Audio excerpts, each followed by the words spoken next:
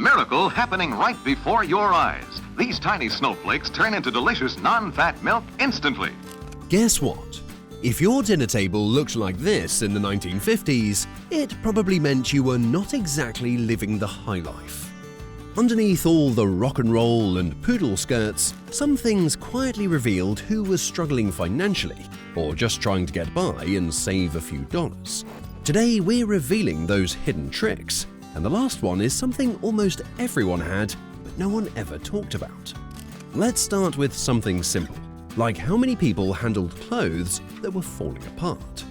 Back in the 1950s, if your clothes had holes, throwing them away wasn't really an option, especially if your family didn't have much money. Instead, people would fix them by sewing on patches. If your jeans had a rip in the knee or your shirt had a worn-out elbow, your mum or grandma would grab a needle and some extra fabric and sew it right up. Sometimes the patches didn't even match the clothes. They were from whatever was lying around, like old curtains or leftover cloth. It might have looked a little weird, but it kept your clothes going for a while. Kids would show up at school with patches on their knees or elbows, and it was just normal. And if you weren't feeling well, heading to the pharmacy wasn't always the first step either. Back in the 1950s, not every home had a full medicine cabinet filled with pills and fancy cough syrups. If you got sick, Grandma usually had some homemade remedy instead. Got a sore throat? She'd mix honey and lemon in warm water. Feeling sick to your stomach? Peppermint or chamomile tea would do the trick. Got a bad cough? She might make you sit with an onion poultice on your chest. Yeah, it smelled weird, but people swore it worked. Families didn't always trust store-bought medicine. Options were more limited, and often they were too expensive for average families anyway. Even old furniture got a second chance, thanks to a little paint and patience. Back in the 1950s, buying new furniture was a big expense for most families. If a table looked old or a chair got scratched up, people didn't throw it out, they just painted over it. One weekend, Dad might take an old kitchen cabinet and paint it sky blue or sunshine yellow to make it look brand new. Sometimes the colors didn't match, and sometimes the paint started peeling off after a few months. But it was better than spending money you didn't have. Kids helped too, sanding the wood or holding brushes. It became a weekend project that saved cash and made old stuff feel fresh again. When they did buy a new piece of furniture, families protected their investment like gold. Have you ever seen those plastic couch covers that feel sticky and squeaky when you sit down? In the 1950s, that was a major thing, especially in poor households. These covers weren't about looking nice or being stylish, they were all about protection. If your family finally got a shiny new couch, they weren't taking any chances.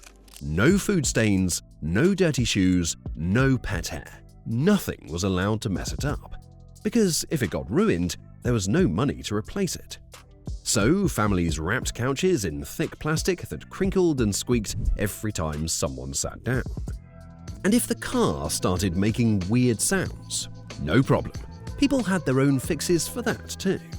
In the 1950s, when the family car started acting up, it was time for Dad to DIY. And he probably fixed it however he could. Duct tape, wire hangers, chewing gum. If it held things together well enough to avoid a trip to the mechanic, that was good enough. Leaky hose? Tie it with a rag. Busted mirror? Cover it with foil.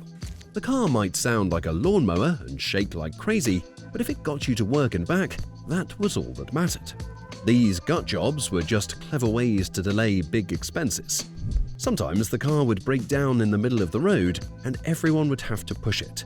But that was just the reality of the way it was. And of course, nothing, and I mean nothing, ever went to waste in the kitchen.